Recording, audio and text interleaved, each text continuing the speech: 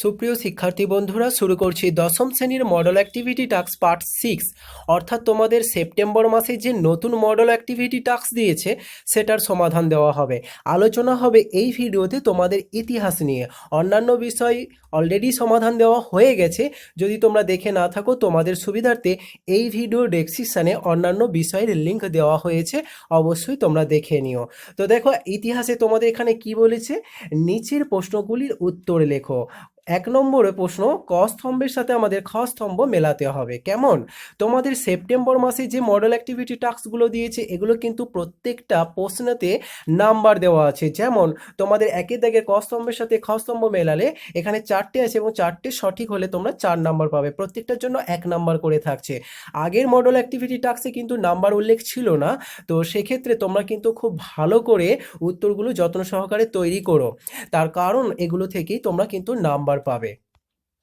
তো দেখো, প্রথমেই এখানে ক স্তম্ভ এবং খ স্তম্ভে, ক স্তম্ভ বলেছে বঙ্গভাষা প্রকাশিকা সভা, ভারত সভা, ভারতীয় জাতীয় কংগ্রেস, আর আছে ইলবার্ট বিল।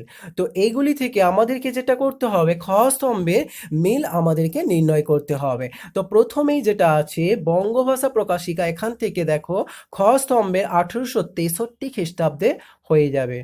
ঠিক আছে। তারপরে যেটা ভারত সভা আছে, ভারত সভা অর্থাৎ ভারত সভা থেকে হবে 1876, অর্থাৎ 2 নম্বরের সাথে আমাদের অপশান ঘ মিলবে। তারপর ভারতীয় জাতীয় কংগ্রেস, ভারতীয় জাতীয় কংগ্রেসের সাথে যেটা মিলবে অপশান গ। কেমন? তারপর ইলবার্ট বিল, এর সাথে আমাদের মিলবে অপশান ক, অর্থাৎ খ স্তম্ভের 1883 সাল। আশা করি বোঝা গেছে তোমাদের এই ক স্তম্ভ এবং খ স্তম্ভটা খুব ভালো করে তোমরা তৈরি করে নিও। এরপরে দেখো তোমাদের সত্য মিথ্যা আছে। কেমন? তো সত্য মিথ্যা নির্ণয় করতে হবে। 1 নম্বর প্রশ্ন দেখো, বলেছে 1857 বিদ্রোহকে জাতীয়তাবাদীরা ভারতের স্বাধীনতা যুদ্ধ বলে ব্যাখ্যা করেন। তো এটা সত্য না মিথ্যা? এটা হবে সত্য। আমি এখানে ইয়েস চিহ্ন দিলাম, তোমরা সত্য বানান করে লিখবে। দন্তেশ তয়ে জফলা একটা বক্স করে নেবে প্রত্যেকটা প্রশ্নর শেষে, এবং সেই বক্সের মাঝে তোমরা সত্য কথাটা লিখে দিও। কেমন? আচ্ছা, তারপরে 2 নম্বর প্রশ্ন দেখো, ঔপনিবেশিক ভারতে লর্ড ক্যানিং প্রথম ভাইসরয় নিযুক্ত হন। এই প্রশ্নটার হবে তোমাদের সত্য, এটাও সত্য। 3 নম্বরে কি বলেছে, বর্তমান ভারত গ্রন্থে স্বামী বিবেকানন্দ শূদ্র জাগরণের কথা বলেছে। এটাও হবে সত্য।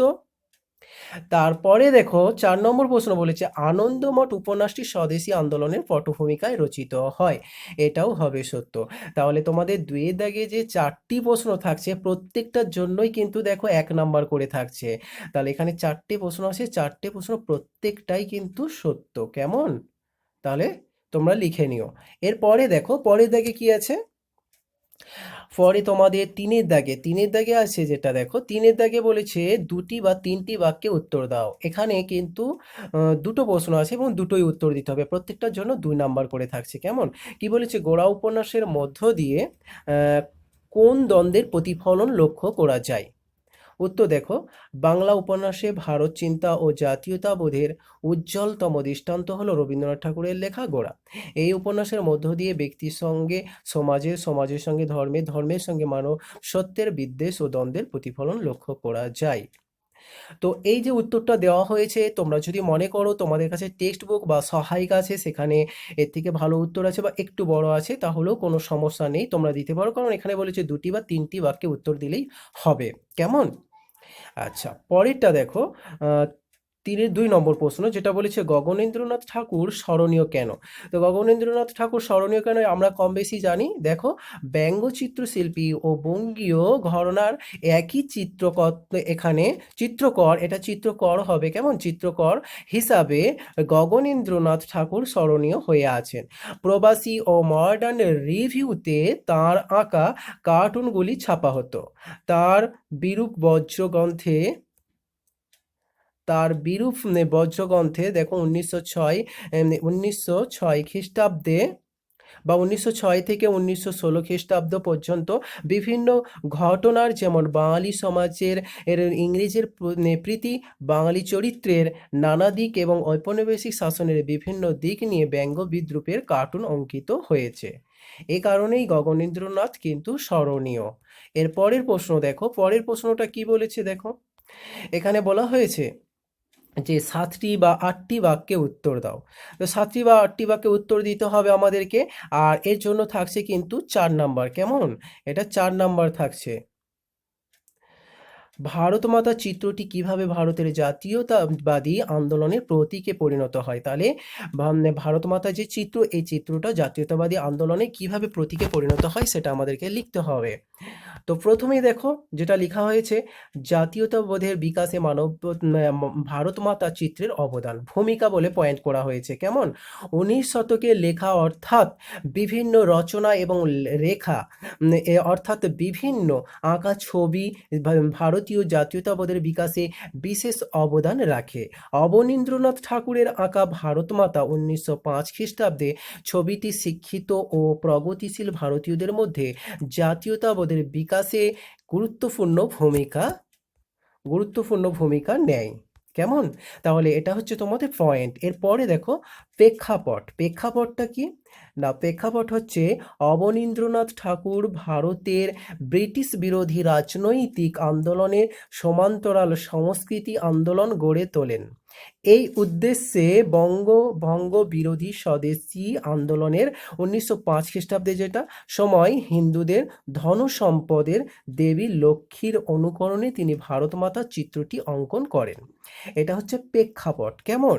এর পরের পয়েন্টটা দেখো তোমাদের কি আছে, স্বদেশিয়ানা। তো স্বদেশিয়ানাতে কি বলেছে? রবীন্দ্রনাথের চতুর্ভুজা ভারত মাতার 4 হাতে রয়েছে বেদ, ধানের শীষ, জপের মালা ও শ্বেতবস্ত্র। এগুলি মূলত ভারতীয় সভ্যতা, সংস্কৃতি ও ঐতিহ্যের প্রতীক। এগুলি দ্বারা শিল্পী স্বদেশী আন্দোলনের যুগে দেশবাসীর মধ্যে স্বদেশিয়ানা ও জাতীয়তাবোধ জাগিয়ে তোলার চেষ্টা করে। 2 নম্বর পয়েন্ট কমপ্লিট। 3 নম্বর পয়েন্ট তোমরা দেখো, 3 নম্বর পয়েন্টে কি বলা হচ্ছে? শান্তির প্রতীক। সশস্ত্র আন্দোলনে শুধু জাতীয়তাবাদের বিকাশের বাধার সৃষ্টি করে। অবনীন্দ্রনাথের ভারত মাতার হাতে কোনো অস্ত্র নেই। এর দ্বারা অবনীন্দ্রনাথ তার স্বদেশী ভাবনার সশস্ত্র আন্দোলনকে দূরে রেখেছেন। তারপরেরটা দেখো, 4 নম্বর পয়েন্ট বলেছে জাতীয়তাবাদের চেতনা। 20 শতকে ব্রিটিশ বিরোধী বিভিন্ন আন্দোলনে মিছিলে সামনে ভারত মাতা চিত্রটি রাখা হতো। নবজাগ্রত ভারতীয় জাতীয়তাবাদ এবং বঙ্গভঙ্গ বিরোধী স্বদেশী আন্দোলনই ছিল ভারত মাতা অঙ্কনের অনুপ্রেরণা।